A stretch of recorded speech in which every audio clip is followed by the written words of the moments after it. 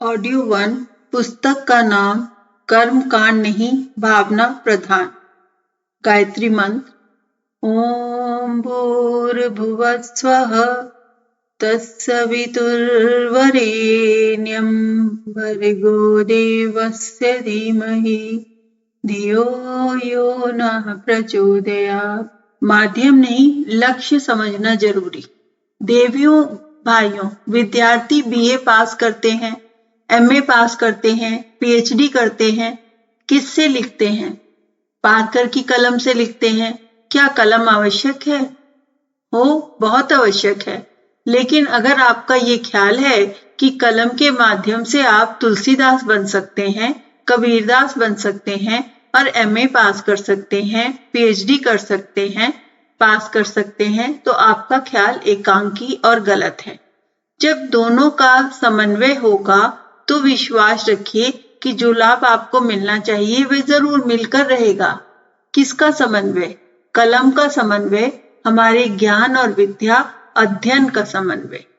ज्ञान हमारे पास में हो, विद्या हमारे पास में हो, अध्ययन हमारे पास में हो और कलम हमारे पास बढ़िया से बढ़िया हो, तो क्या आप क्या ख्याल करते हैं कि उससे आप वह सब पूरा कर सकते हैं? नहीं, पूरा नहीं कर सकते। इसी तरह अच्छी साइकिल हमारे पास हो तो हम ज्यादा अच्छा सफर कर सकते हैं, लेकिन साइकिल के साथ हमारी टांगों में कुवत भी होनी चाहिए। टांगों में बल नहीं है तो साइकिल चलेगी नहीं। सीढ़ी अच्छी होनी चाहिए, जीना अच्छा होना चाहिए ताकि उसके ऊपर चढ़कर हम छत तक जा पहुंचे। लेकिन जीना काफी नहीं है, टांगों की ताकत भी आपके पास होनी चाहिए।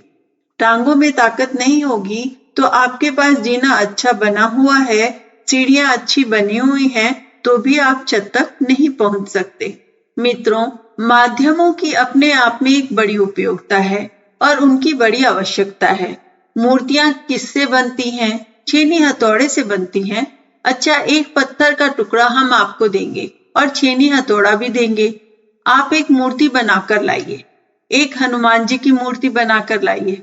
अरे साहब, हमने तो पत्थर पे छेनी मारी और वो तो टुकड़े टुकड़े हो गया, हनुमान जी नहीं बने। नहीं साहब, हनुमान जी नहीं बन सकते। तो आप छेनी की क्या करामात कह रहे थे?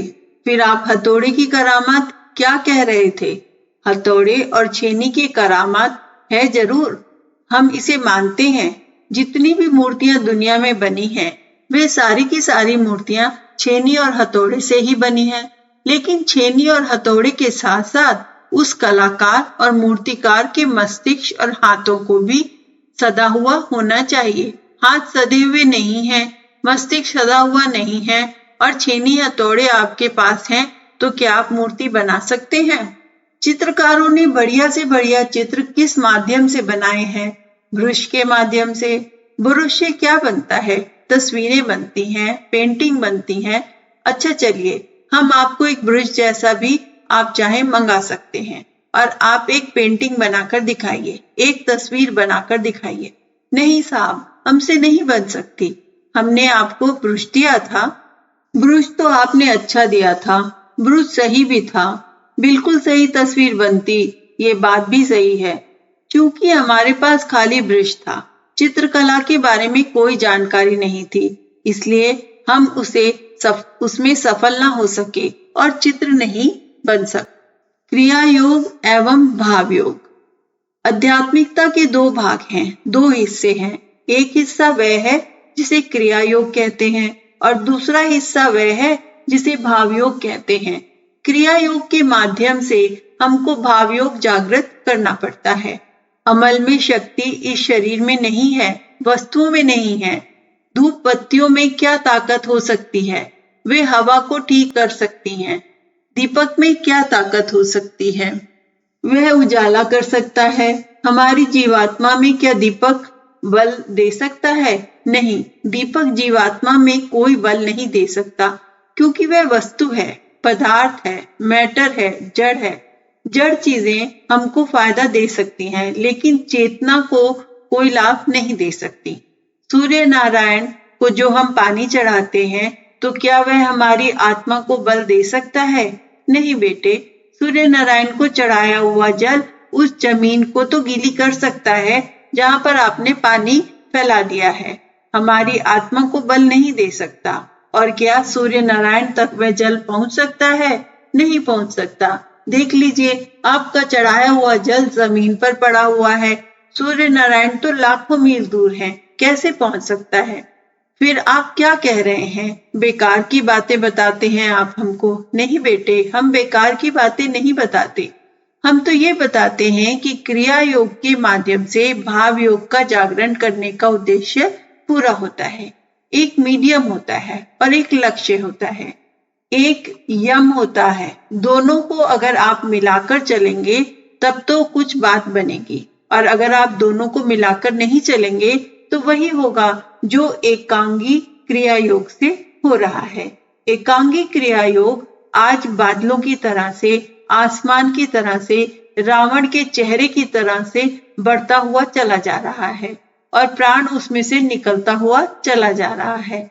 इससे हर आदमी को शिकायत करनी पड़ती है कि हमारे अध्यात्म से कोई उद्देश्य पूरा नहीं होता, और अध्यात्म से कोई लाभ नहीं होता, और अध्यात्म से हमको भगवान नहीं मिलते, और अध्यात्म से हमको शांति नहीं मिलती, अध्यात्म से हमें अमुक नहीं मिलता।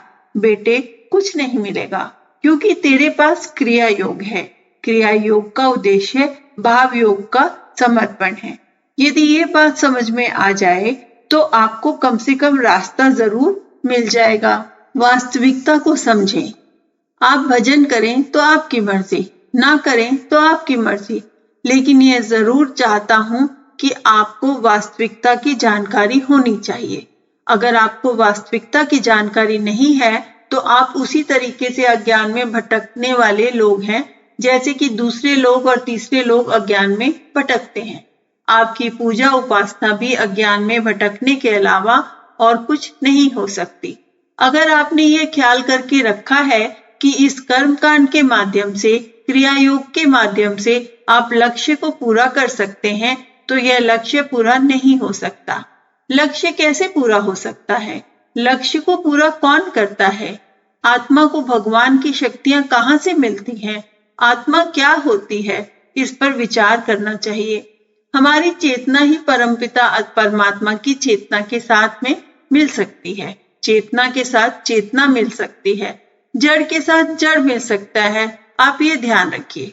मित्रों, चेतना हमारी जीवात्मा है और वह विचार परक है, भाव परक है, संवेदना परक है, और भगवान भी विचार परक है, भावना परक है और संवेदना परक है। दोनों की भावना और विचारना जिस दिन मिलेगी उस दिन आपको भगवान के मिलने का आनंद मिल जाएगा। आपको साक्षात्कार का आनंद मिल जाएगा, युग निर्माण का साक्षात्कार मिल जाएगा। जब तक आप मैटर को मैटर से पकड़ने की कोशिश करेंगे उस दिन तक अज्ञान में भटकने वाले लोगों में आपका नाम भी लिखा जा सकता है। अज्ञान में भटकने वाले लोग वे हैं जो आंखों के द्वारा मिट्टी से बने हुए शरीरों को देखने के बारे में ख्वाब देखते रहते हैं, और भगवान जी का साक्षात्कार होना चाहिए। अच्छा साहब, कैसा भगवान जी का साक्षात्कार चाहते हैं? हमें तो ऐसे रामचंद्र जी का साक्षात्कार चाहते हैं जो तीर कमान लेकर घूमते रहते हों। अच्छा, तो शरीर किस चीज का बना हुआ होगा जो आप देखना चाहते हैं? साहब, शरीर तो आखिर शरीर ही है जो मिट्टी पानी का बनता है, और आप मिट्टी पानी के रामचंद्र जी को देखना चाहते हो? हाँ साहब, मिट्टी पानी के रामचंद्र जी को देखना चाहते हैं। और किसको देखना चाहते हो? तीर कमान वाले को देखना चाहते हो?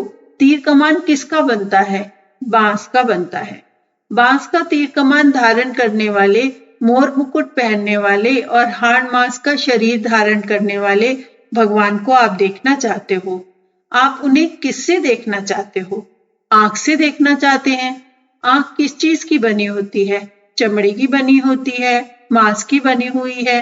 तो आप मांस से मांस को देखना चाहते हैं, यही मतलब है ना आपका। आप मटेरियल से मटेरियल को देखना चाहते हैं, प्रकृति से प्रकृति को देखना चाहते हैं। फिर तो आपको भौतिकवादी कहना चाहिए। ये अध्यात्मवाद नहीं हो सकता। अध्यात्मवाद क्या होता है? अध्यात्म उस चीज का नाम है जिसमें वस्तुओं का प्रयोग तो करते हैं, समर्थ चीजों का प्रयोग तो करते हैं, मसलन पानी का प्रयोग, चावल का प्रयोग, अक्षत का प्रयोग, शक्कर का प्रयोग, घी का प्रयोग, धूप का प्रयोग, दीप का प्रयोग आदि वस्तुओं का प्रयोग करते हैं और साथ ही साथ कर्म कांडों का प्रयोग, क्रियाकलापों का प्रयोग करते हैं। इसमें शरीर को हिला डुलाकर काम करते हैं, जैसे माला घुमाना आदि। माला किससे घुमाते हैं? हाथ से घुमाते हैं। माला किसकी होती है? लकड़ी की बनी हुई होती है। क्या क्या चीजें होती हैं जो हाथ से घुमाई जाती हैं? बेटे, ये सब मटेरियल है। जो मटेरियल या भौतिक चीजें हैं उनके उपयोग का उद्देश्य होना चाहिए। साहब, भौतिक से तो भौतिक चीजें ही मिलेंगी। हाँ बेटे, चरखा काटने से अठन्नी मिल सकती है, माला घुमाने से चवन्नी मिल सकती है। महाराज जी, भगवान की बात कहिए ना। नहीं बेटे, भगवान से माला का क्या ताल्लुक हो सकता है? तो फिर आप किस लिए माला कराते हैं? माला इसलिए कराते हैं कि आपकी समझ में आ जाए कि किस तरीके से हम अपनी सारी अकल, सारी शक्ति एक बात में झोंकना चाहते हैं। मित्रों, आप एक बात तो समझ लें कि जो भी क्रिया योग है उसका मकसद केवल मनुष्य की भावना का विकास करना है, भावना का परिष्कार करना है। भावना का विकास और परिष्कार करने में, भावना का शोधन करने में, आपकी संवेदनाओं को जगाने में अगर हमारी क्रिया सफल होती है तो हमारी साधना भी सफल होती है। अगर हमारी भावना से वे दूर रहते हैं, भावना को छू नहीं पाते, केवल भौतिक क्रियाकलाप से, भौतिक चीजों की कामना में हम डूबे रहते हैं, तो ये खाली भौतिकवाद है। भौतिकवाद के लिए हम अलग हैं और अध्यात्मवाद के लिए अलग। भौतिकवाद कीमत के बदले में कीमत चुकाना चाहता है।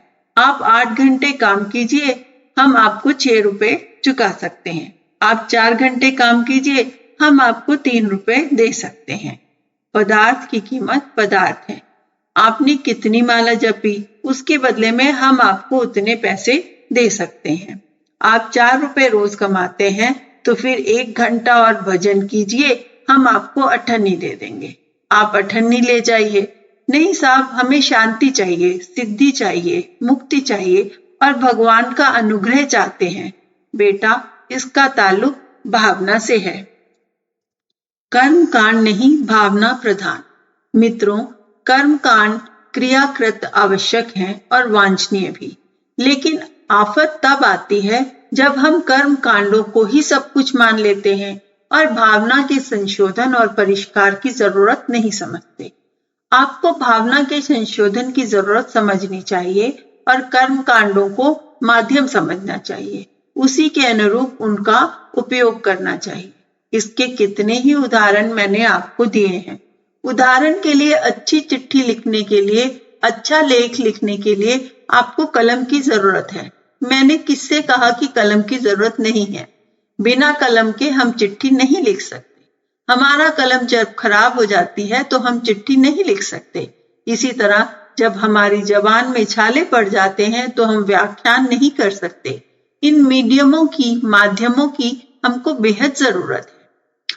आपकी जीभ भी तो है, लेकिन उसके द्वारा आप ज्ञान का आनंद नहीं बता सकते, जो कि एक विकसित और परिष्कृत व्यक्तित्व के द्वारा होना चाहिए। तो गुरुजी, हमें भी व्याख्यान सिखा दीजिए जैसा कि आप देते हैं। बेटे, याद कर ले और तू भी वैसा ही व्याख्यान किया कर। 15 महीने में तुझे अभ्यास हो जाएगा। अगर किसी ने पकड़ लिया और कहा कि अमुक विषय पर बोलिए, तब बेटे कह देना कि मैंने इतनी ही नकल की है, अब मैं कहां से बोल सकता हूं। अरे महाराज, आप अपने जैसा विद्वान बना दीजिए। अरे बेटा, ये ज्ञान की साधना है, अक्षरों की नकल करने से नहीं हो सकता। इसलिए कर्म कांडों की बाबत आपको एक बात साफ तौर से समझ लेनी चाहिए। कर्म कांड बेहद जरूरी और बेहद आवश्यक हैं। कर्म कांड की जमीन आसमान जैसी आवश्यकता है, लेकिन कर्म कांड अधूरा और अपंग है। वे कब अधूरा और अपंग है? जब तक उसका हमारे भावना क्षेत्र पर प्रभाव ना पड़े, उसका संशोधन ना हो, भाव संवेदनाओं की जागृति ना हो, भावनाओं में कोई हेरफेर नहीं हुआ हो, भावना और चिंतन हमारा जहां का तहां बना रहे तो आप विश्वास रखना आपको हमेशा शिकायत करनी पड़ेगी कि हमारी पूजा बेकार जा रही है, हमारा भजन बेकार जा रहा है, हमारी उपासना बेकार चली गई, हमारा अनुष्ठान बेकार चला गया। यही एक भूल है जिसकी चट्टान से टक्कर खाकर बहुत सारे जहाज डूब गए, बहुत सारी नावें डूब गई और लोगों के भजन डूब गए और सन्यास डूब गए, उपासनाएं डूब गईं और सब कुछ डूब गया। लेकिन जिन्होंने टक्कर खाकर ये समझ लिया कि कर्मकांड काफी नहीं है, वे भव सागर से पार हो गए। कर्मकांड आवश्यक तो है, महत्वपूर्ण तो है, पर काफी नहीं है, वे एकांगी और अपूर्ण है।